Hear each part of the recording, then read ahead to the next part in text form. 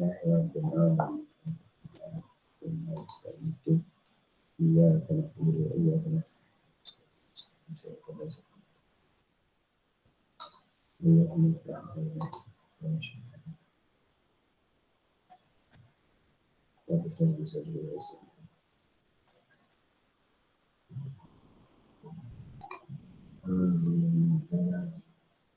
Okey, kita sikit lagi nak habiskan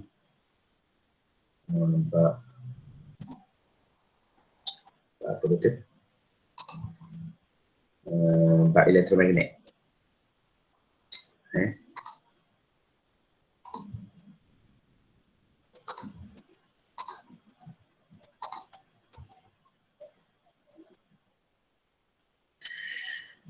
So kemarin dengan minggu lepas kita dah cover 4.1 daya ke atas konduktor, dengan 4.2 aruhan elektromagnet. So ini kita nak masuk subtopik 4.3 pula. Okey, subtopik 4.3 adalah transformer.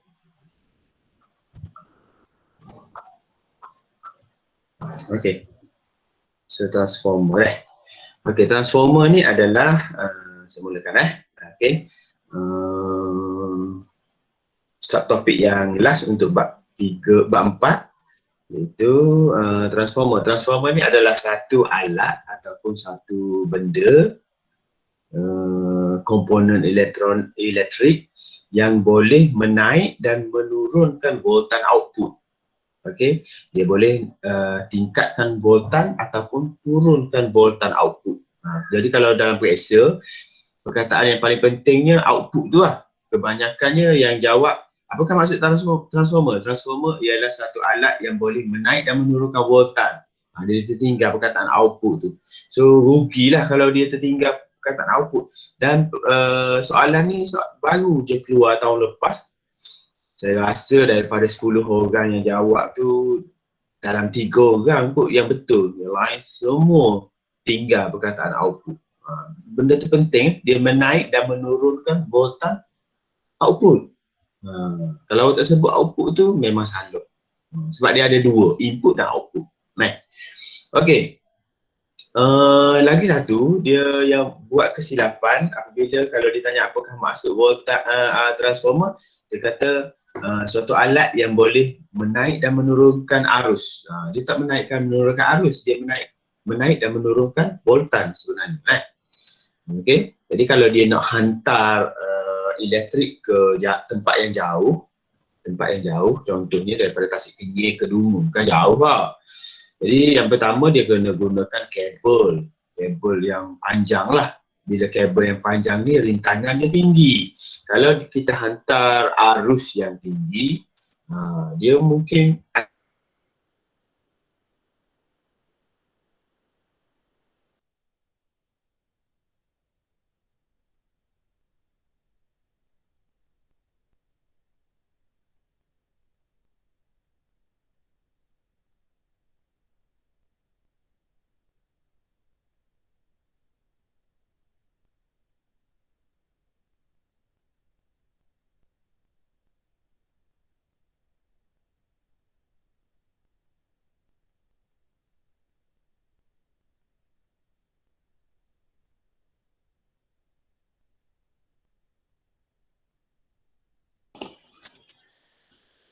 sorry, laptop saya tiba-tiba mati. Hot lagi tu. Kena guna satu je lah. Tiba-tiba mati. Kacau kan gitu ya.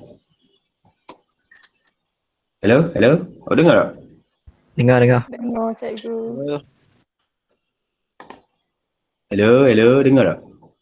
Dengar. Dengar ataupun tidak?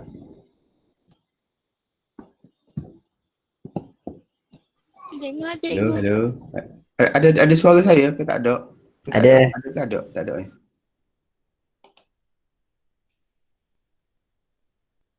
Sekejap saya setting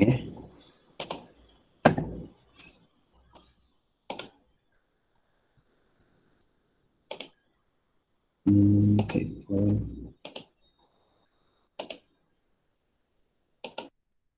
Hello. Okey, ada dah tak suara tak? Ada. Okey, baiklah. Okey. Nak menghantar dalam jarak yang jauh, kita tak boleh hantar arus yang tinggi. Kalau kabel tu berintangan, so arus tu akan makin berkurang. Jadi kita perlu hantar voltan yang tinggi. Sebab voltan ni definisi dia adalah tenaga.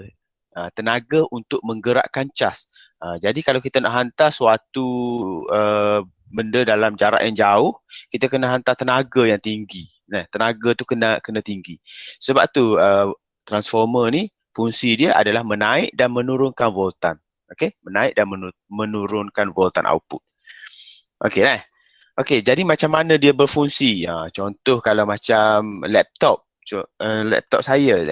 saya ni menggunakan 12 volt sahaja. Tak? Sedangkan plug kat rumah saya ni ada voltan dia 240 volt. Kalau saya sambung direct, tak ada transformer. Tak? Ambil daripada plug tu, terus sambung ke laptop. Laptop saya akan meletup. Sebab voltan yang dibekalkan terlebih sangat tinggi. Okay? Saya nak 12 volt saja. Jadi saya perlukan satu alat untuk convert daripada 240 volt pergi ke 12 volt. So alat tu nama dia adalah transformer. Okey. Transformer ni macam mana dia berfungsi? Macam mana prinsip kerja dia? Prinsip kerja dia berasaskan aruhan elektromagnet. Okey, aruhan elektromagnet yang kita belajar pada kemarin, yang mana ada gegelung, ada magnet. Okey, gegelung tu memotong flux magnet untuk menghasilkan arus elektrik.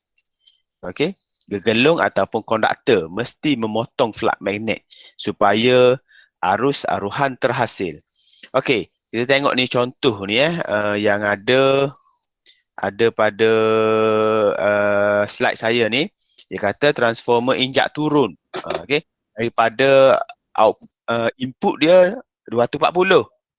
Saya nak charge laptop saya 12. Jadi nama dia transformer injak turun. Sebab daripada 240 turun ke 12.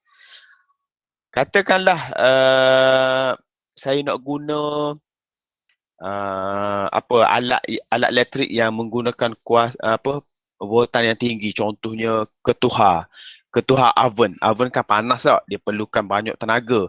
Jadi dia perlukan voltan yang tinggi. Katakan dia nak 450. Okey. Plug ada 240 saja, tak? Jadi saya perlukan transformer untuk naikkan voltan tu. Okey.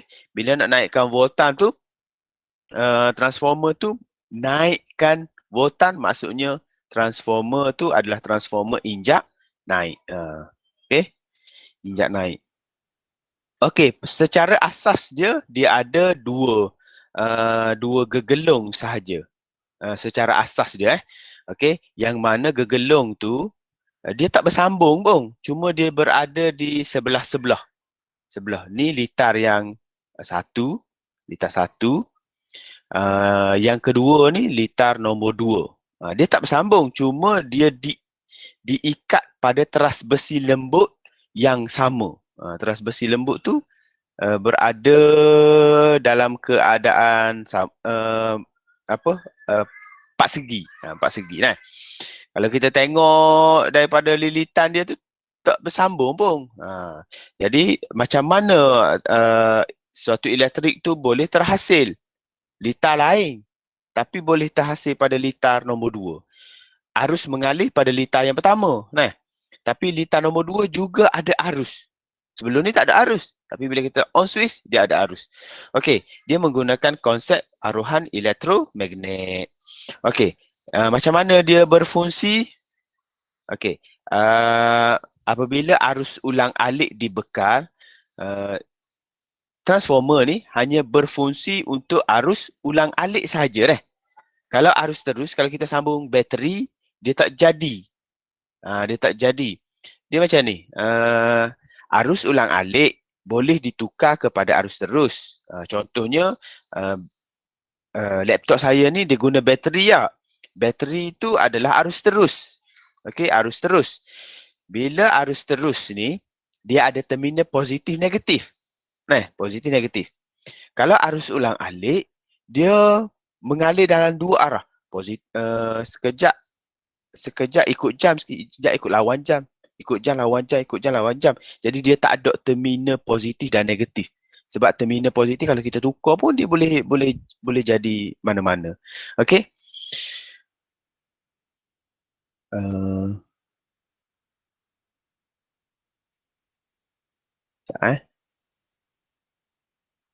Dia boleh jadi mana-mana saja. Okey, jadi bila arus mengalir dalam dua arah, katakanlah.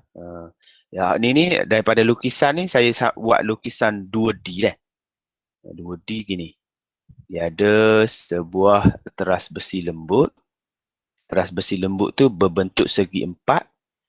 Okey, di tengah dia ada lubang. Lepas tu ada lilitan sini.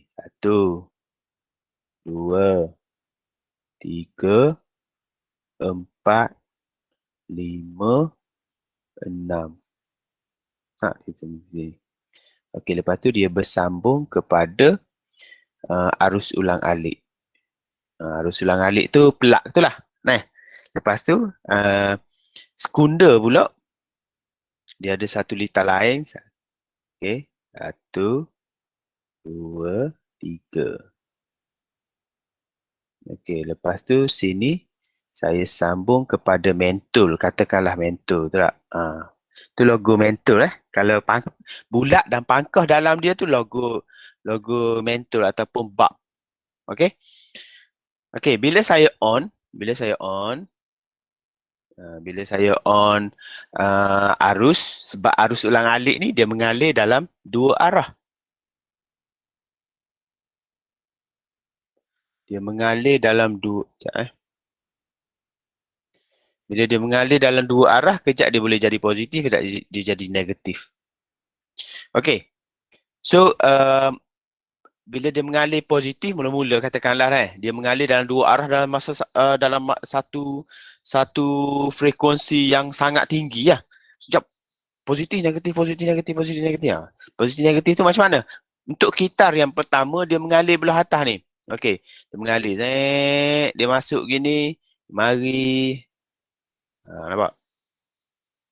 Lepas tu sampailah sini. So untuk untuk melengkapkan satu litar. Okey, melengkapkan satu litar. Bila dia lengkapkan satu litar, dia pula melilit kepada satu teras besi lembut. Bila satu konduktor mengalirkan arus, dia akan jadi magnet. Kalau kita belajar sebelum ni, kalau dia akan jadi magnet ni ada kutub. Kutub. Kalau kita guna petua genggaman tangan kanan, kita tunjuk arah arus dia ke kanan saya. Okey. So dia membentuk satu petunjuk menunjukkan kutub utara berada sebelah atas, bawah kutub selatan. Lepas tu, fasa yang kedua, fasa pertama arus mengalir belah atas. Macam ikut jam lah. Pada fasa yang kedua, dia akan bertukar menjadi mengalir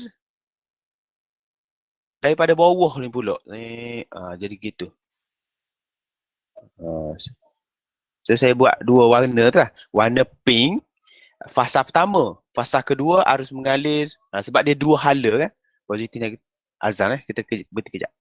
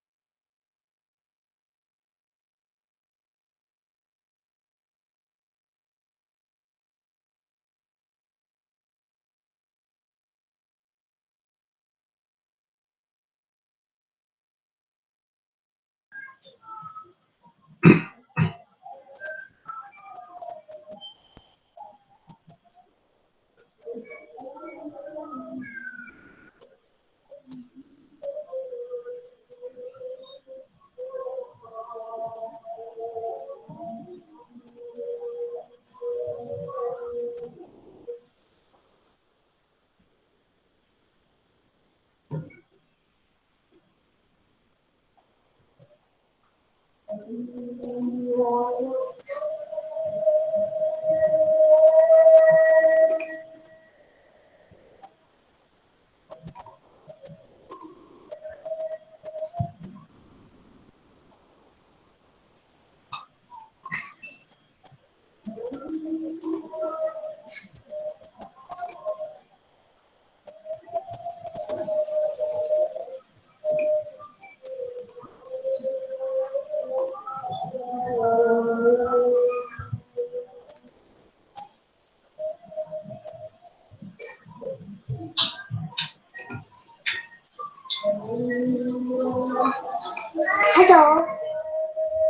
ayo, apa tujuh?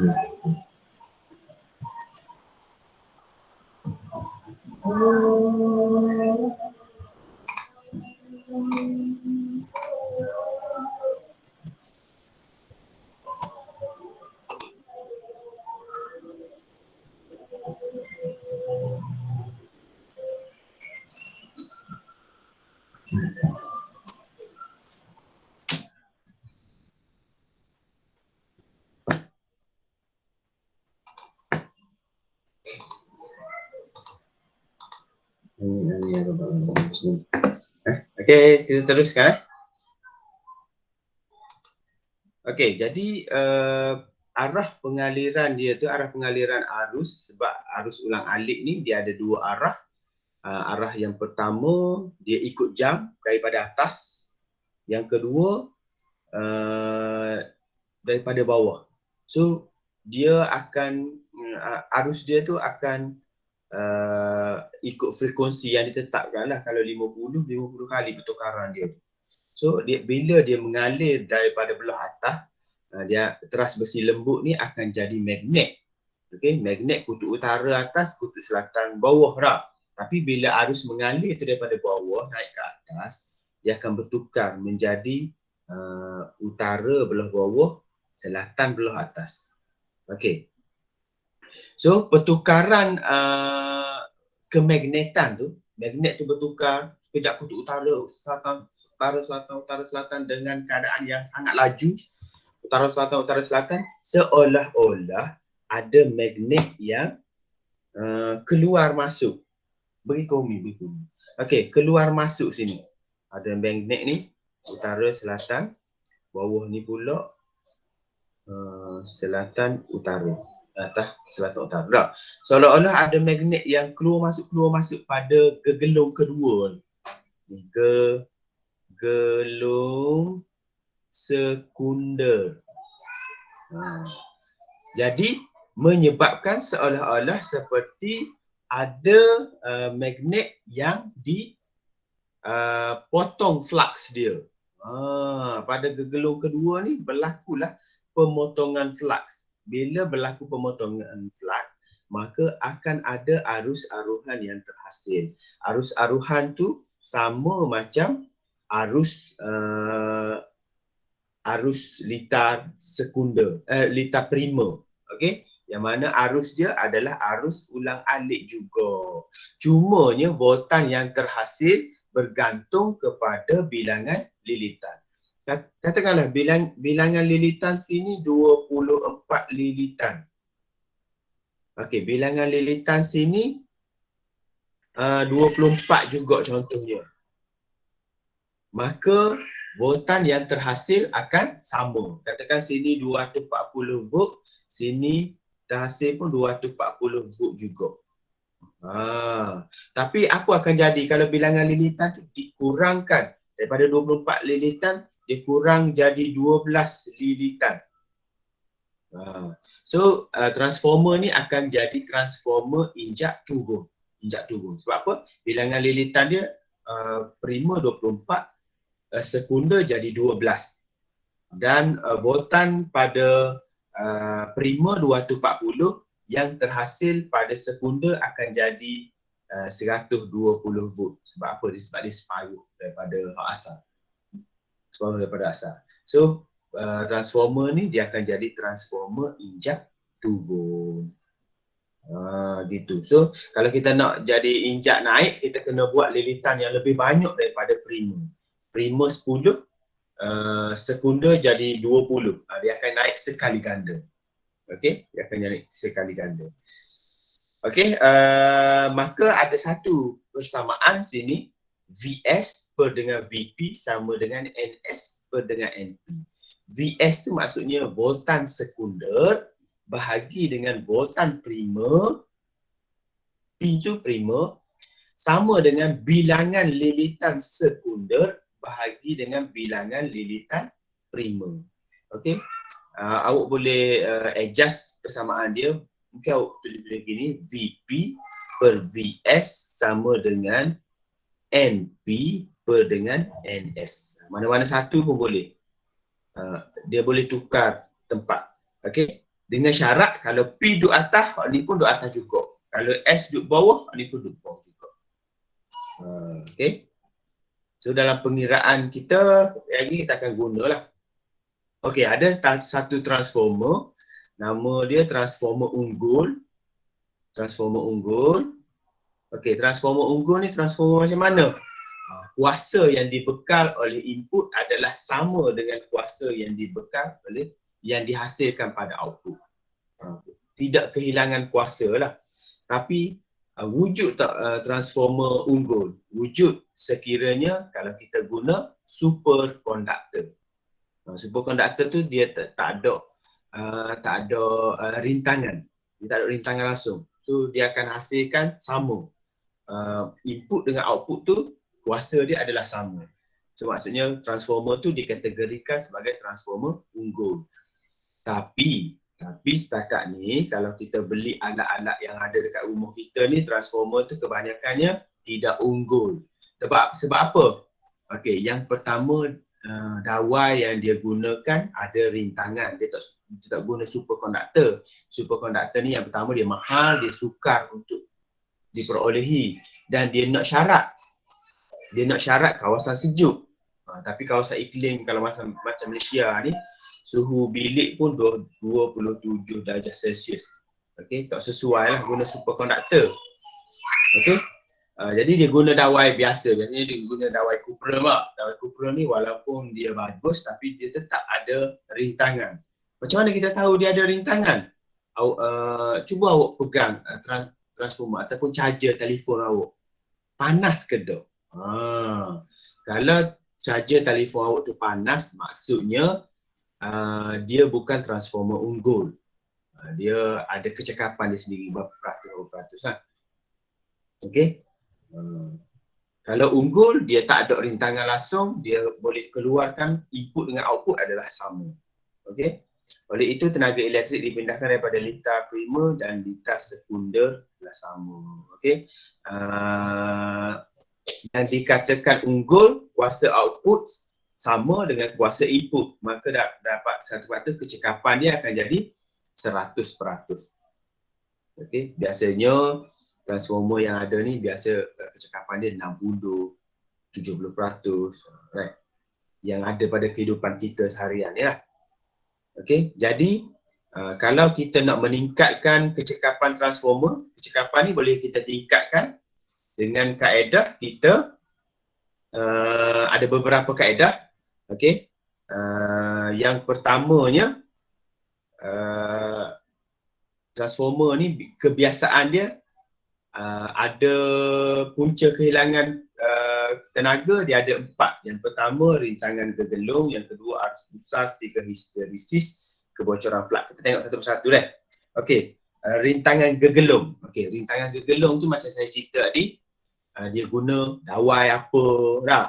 Contohnya gegelung prima dan sekunder terdiri daripada dawai yang sangat panjang. Bila sangat panjang, rintangan dia bertambah. Faham? Bila arus mengalir dalam gelung berintangan, pemanasan dawai berlaku. Macam kita kata charger telefon, kita pegang panas. Ada beberapa faktor. Mungkin yang pertama dawai yang sangat panjang ataupun berintangan tinggi. Okey. Yang kedua, terdapat arus pusar. Ni arus pusar ni. Arus pusar tu macam mana? Medan magnet yang berubah-ubah. Tadi sekejap utara selatan tadi, dia berubah-ubah. Dalam teras besi tu dia mengaruh satu arus, nama dia arus pusar.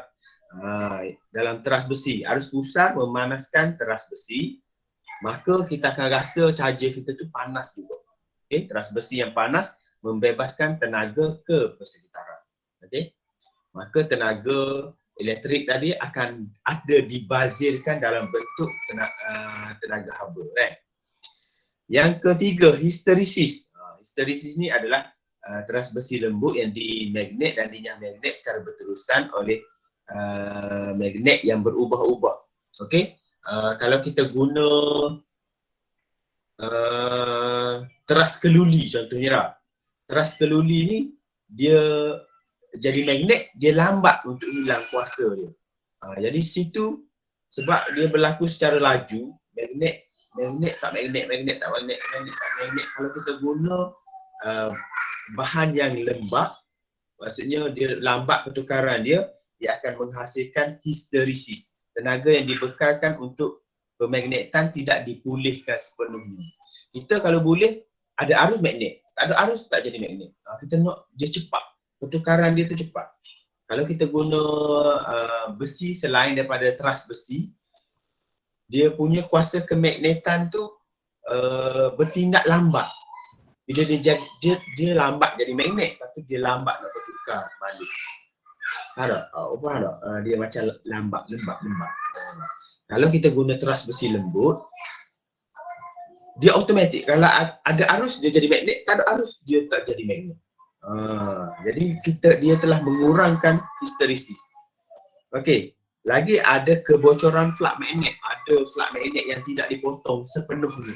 Maka berlaku kebocoran dan pembaziran tenaga.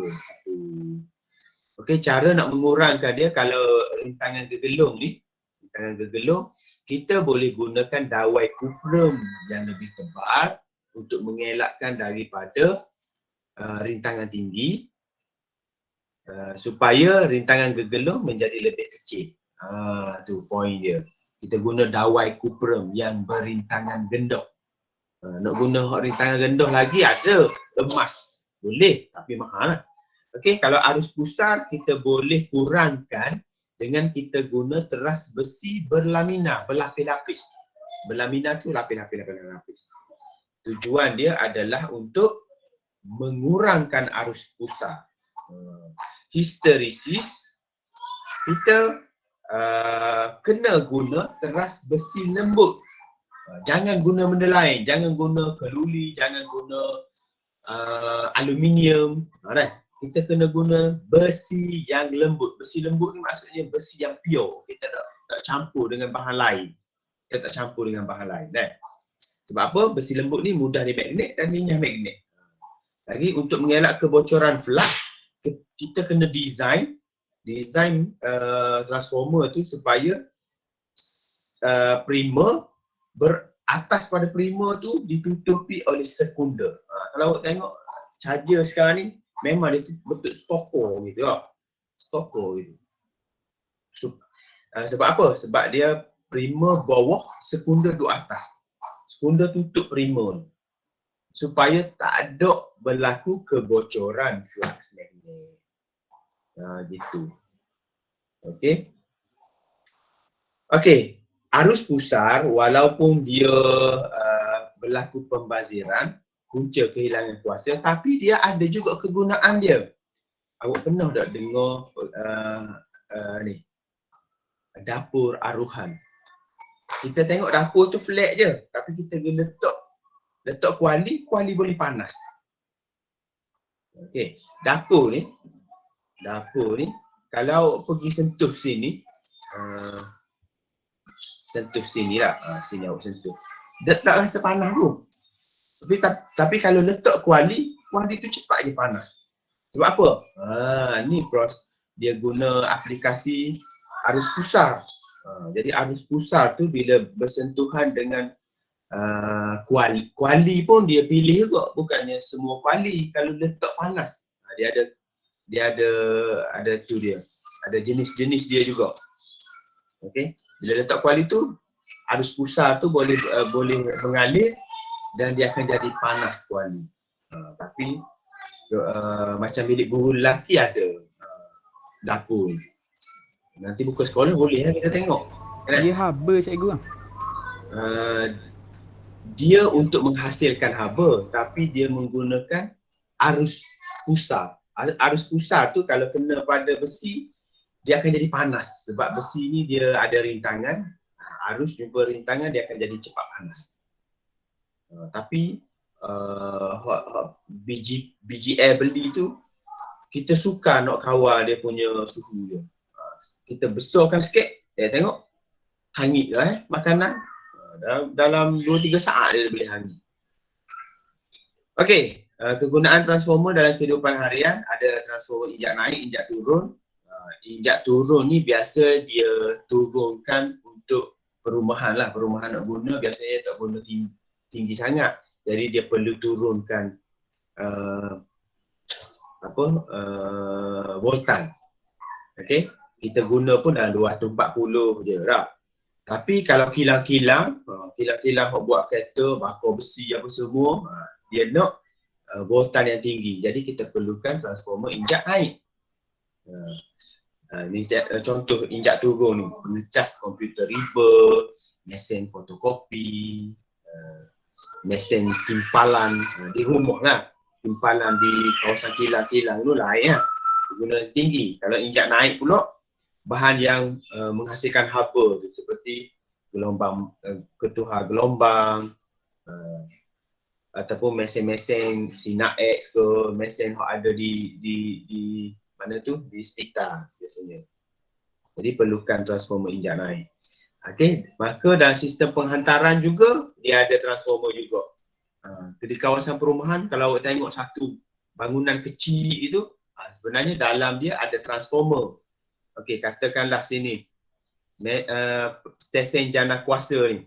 Stesen jana kuasa di Tasik Kenyir lah. Contohnya dia hasilkan 20 kV. Dia boleh hasilkan 20 kV. Lepas tu dia nak hantar jauh Dia nak hantar jauh. Jadi 20 kV tu kecil je. 20,000 kV. Besar dah tapi kalau nak dibandingkan untuk hantar jauh dia masih lagi kecil. Jadi dia perlu masuk transformer, ada satu transformer bangunan. Dia convert daripada 20 kV jadi 275 kV.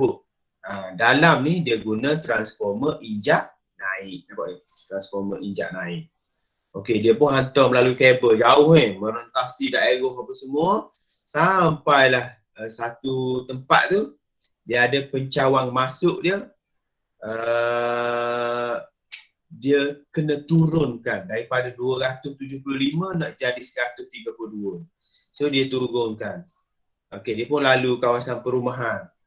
Kawasan perumahan ada juga kawasan kilang. Daripada 132 turun kepada 33 kV.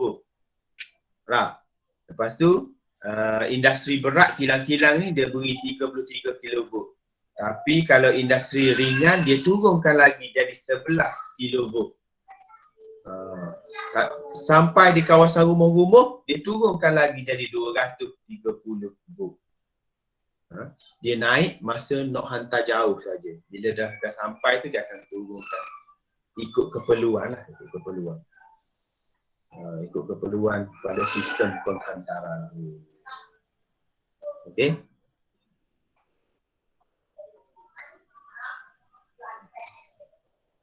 Okey, penghantaran tenaga transformer injak naik digunakan menaikkan voltan dan kabel kuasa supaya arus dalam kabel menjadi lebih kecil. Hal ini mengurangkan kehilangan tenaga elektrik daripada kabel kuasa. Pada peringkat pengagihan tenaga elektrik pula, transformer injak turun digunakan untuk menurunkan voltan kabel puasa secara berperingkat sehingga nilai yang sesuai untuk penggunaan industri dan kediaman. Dia tengoklah, kalau kediaman tu nak tinggi dia akan naikkan, kalau nak rendah dia akan turunkan. Okey. Maka tamatlah bab 3/5. Okey, awak perlu baca sikitnya di kawasan ni lah. Di kawasan mana dah gerak kerja dia ni. Gerak kerja untuk faham. Ada juga dalam soalan kuasa pada kertas 2 dia beri gambar rajah ni, lepas tu dia terangkan bagaimana transformer berfungsi. Jadi awak kena sebutlah. Yang pertama, apabila arus ulang alik dibekalkan, okey, separuh kitar pertama arus mengalir positif. Katakan kita letak atas ni positif lah, bawah ni negatif. Okey, kitar pertama arus mengalir positif, teras besi menjadi magnet. Kitar kedua arus mengalir negatif pula. Teras besi akan menjadi magnet yang songsang. Tadi utara belah atas, selatan belah bawah. Bila dia bertukar arah, utara jadi sebelah bawah, selatan pula belah atas. Maka perubahan magnet tu menyebabkan pemotongan flux berlaku di gegelung kedua, menghasilkan arus arohan. Gitu je, simple je cara kita nak cerita. Okey, selepas tu saya dah ada modul untuk awak buat untuk menambahkan kefahaman lah.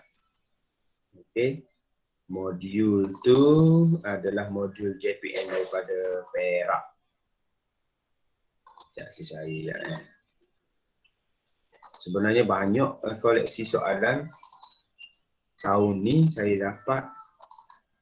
Ada dari Perak, ada daripada Melaka. Jadi kita tengok Perak dulu kan. Saya dah asingkan dalam bentuk bab. Ya. Kan kalau nak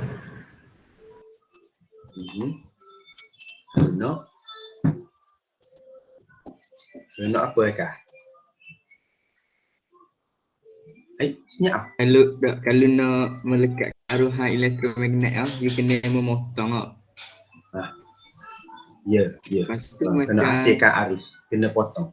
Lepas tu kalau macam ketebalan dawai tu meningkat, ada perubahan untuk potongan macam kohor payah ke gini. Ada. Okey. Dia ketebalan dawai tu memainkan peranan juga. Kalau dawai yang tebal, rintangan dia kecil tau, maka arus yang terhasil lebih tinggi. Arus yang terhasil lebih tinggi. Lagi bilangan lilitan pun main peranan juga. Kalau lilitan banyak, maka pemotongan dia lebih banyak lah. Pemotongan flux dia. Macam kita ada pisau, ada satu pisau kita potong, dia terbelah 2 je tak? Kalau kita ada pisau 3, sekali kita potong, mungkin dia terbelah 4, terbelah 5. Banyak berlaku pemotongan flux, banyaklah arus yang terhasil.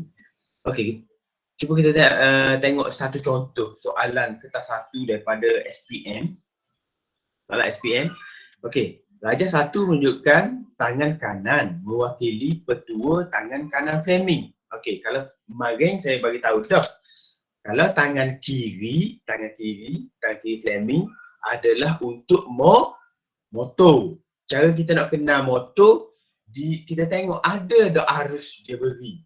Kalau ada arus dia beri, maksudnya alat tu adalah motor. Tapi kalau kita tengok dia tak ada arus, maksudnya dia tak dibekalkan dengan elektrik, tapi dia letak galvanometer, pengesan arus.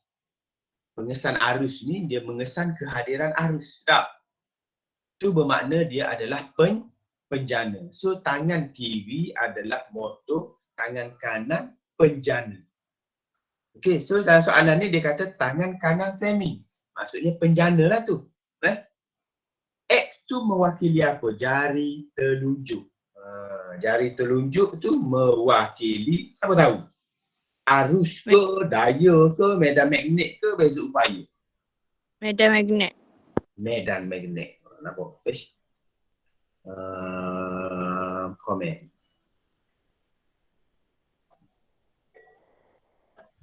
Medan magnet.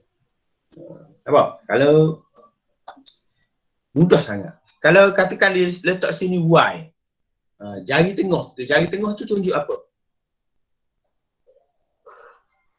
Tunjuk arus. Tunjuk arus. Okay, beres. So soalan mengingat tu. Kita tengok contoh soalan kertas 2 sekali. Soalan kertas 2.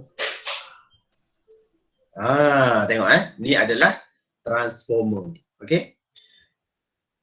Bahagian A dia tanya Raja 1 menunjukkan sebuah pengecas bateri telefon bimbit yang disambung kepada bekalan 240 AU arus ulang alik. Okey, pengecas bateri itu mengandungi kotak X dan kotak Y. Kotak X dan kotak Y. Okey. Kita nampak terus dah. Kalau kotak X tu tak ada benda lain dah. Dia adalah transformer. Sebab ada lilitan sini. Ni lilitan primer. Sebelah ni lilitan sekunder.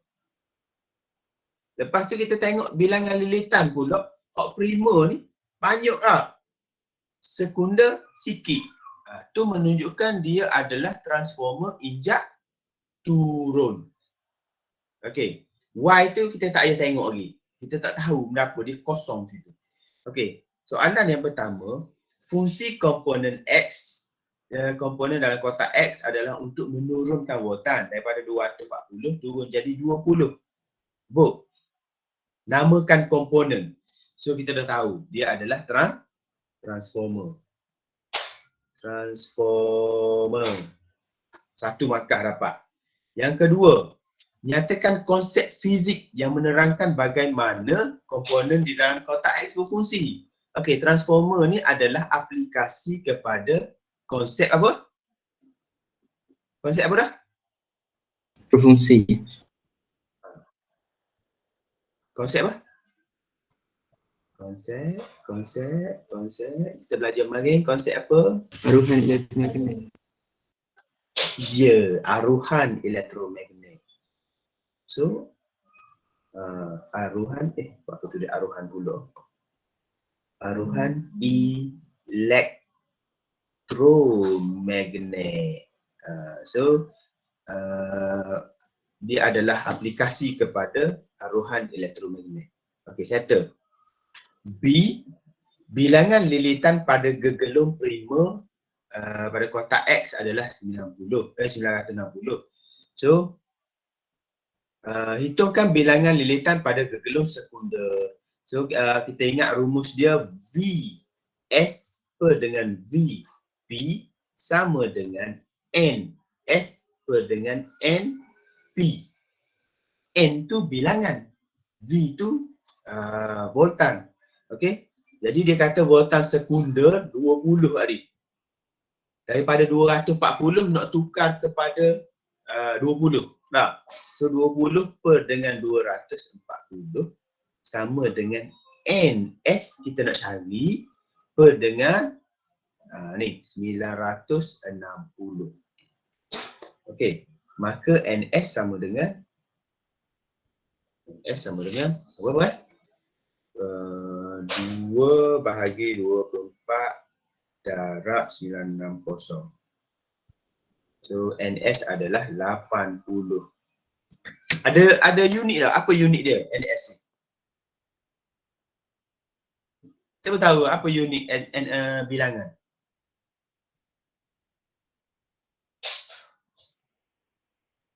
Cepat. Siapa tahu unit dia? Cepat. E. Hah? NS. E. Apa unit bagi bilangan?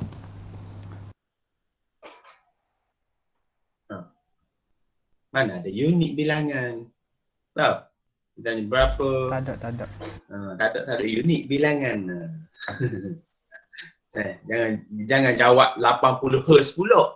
Hz tu frekuensi. Right. Okey, satu lagi soalan. Kecekapan komponen dalam kotak X adalah 80%. 80%. Hitungkan arus output apabila kuasa output hitungkan arus input apabila kuasa output 65 watt. Okey, kecekapan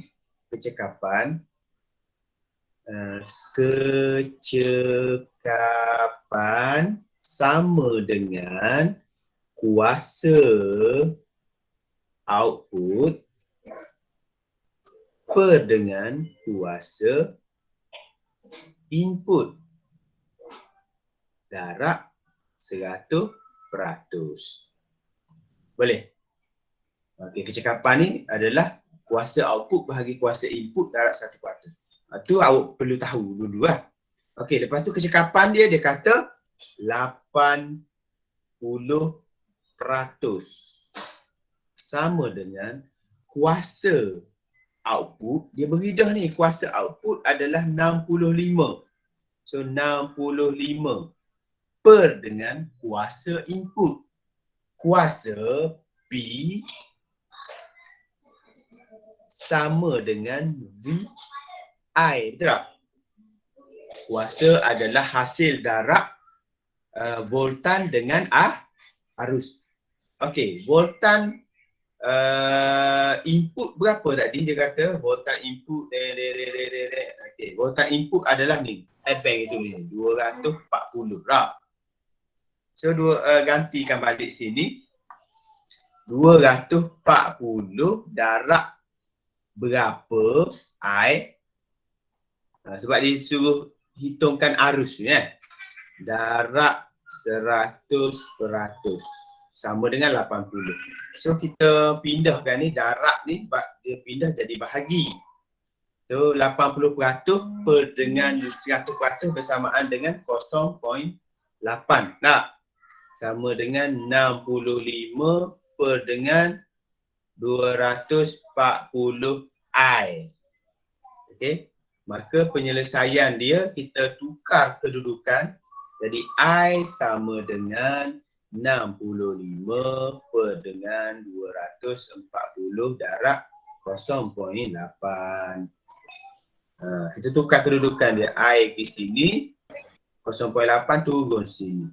0.339. Berapa jawapan dia? 0.339. 0.339 ampere. Itu adalah nilai arus dia. Apa arus kecil? Arus kecil sebab voltan dia tinggi. Okey? Voltan tinggi, arus kecil lah. Sebab P sama dengan V tadi. Okey, boleh? Okey, soalan lain saya nak beri pada awak untuk awak jawab. Okey, tak apa. Ni saya save dulu. Save.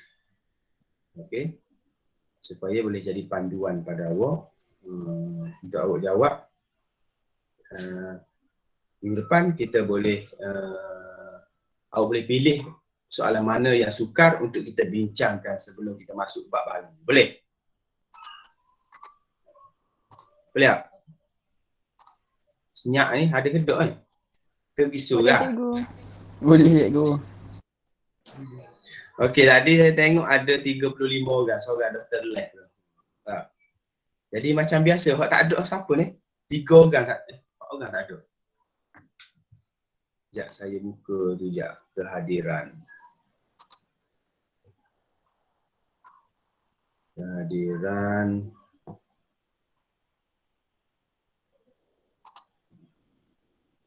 PDPR 4.5.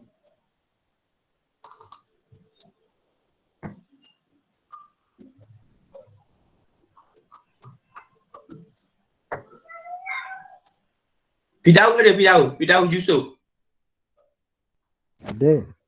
Ada, mari tak ada. Firdaus mana? Ada ke? Ada, ada ini. Jadi Ikram ada Ikram? Ikram tak ada. Go. Ada. Ada. Lepas tu Paji ada Paji? Ada cikgu. Paji ada hari ni. Baik eh. Afiq Ilhami? Ada. Ada. Dah siapa tak ada hari ni? Sabri Zul.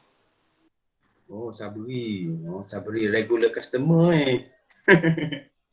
Okay, Sabri, T, Zul pun T. Dua orang lagi. Siapa Iding ada Iding? Ada. Ada.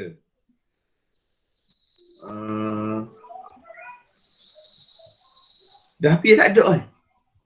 Sekejap saya tengok. Malah nak betul lagi. So, betul nama.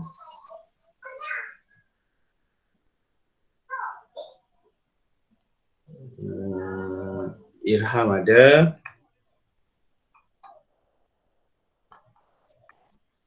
Pia tak ada Bawa perasan tak ada.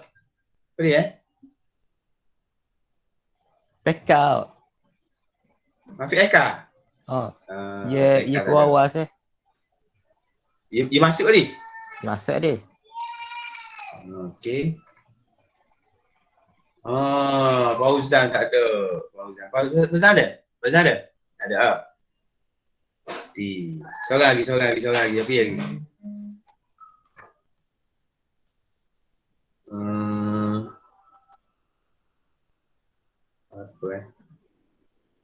Apa budak kurang aku tak ada ni.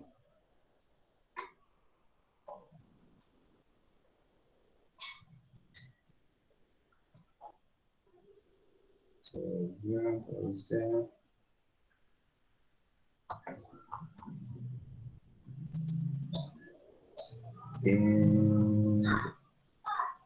Wajah ada Wajah?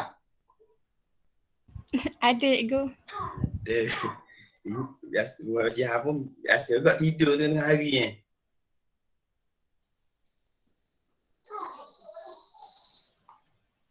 Cepat, siapa lagi tak ada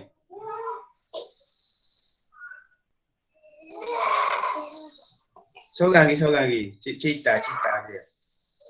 Tapi Aika tak ada. Aika.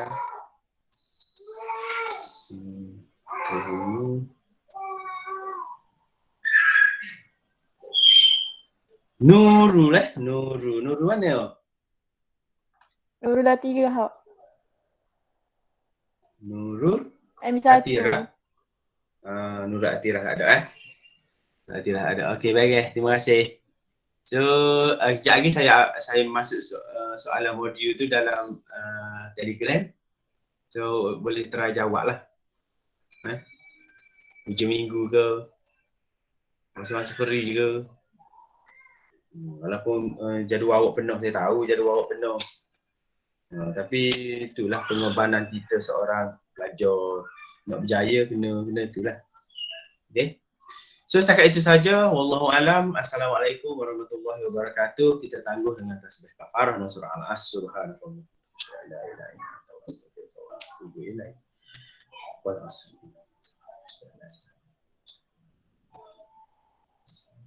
Sekian, terima kasih. Assalamualaikum warahmatullahi wabarakatuh.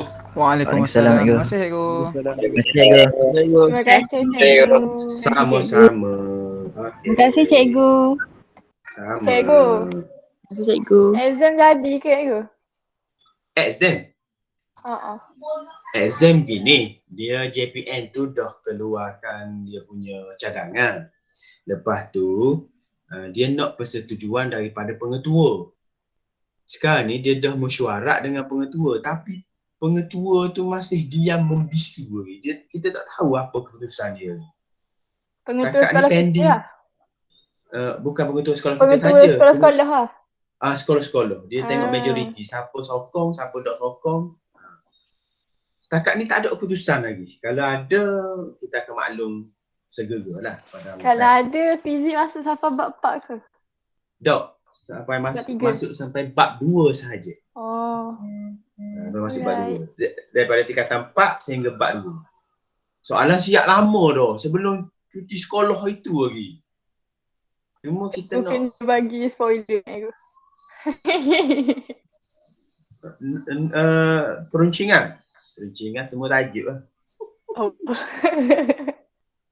Tak apa. Tu kalau ada keputusan lagi kita bincang balik. Alright. Thank you cikgu. Sama. Terima kasih cikgu. Sama. Terima kasih cikgu. Sama.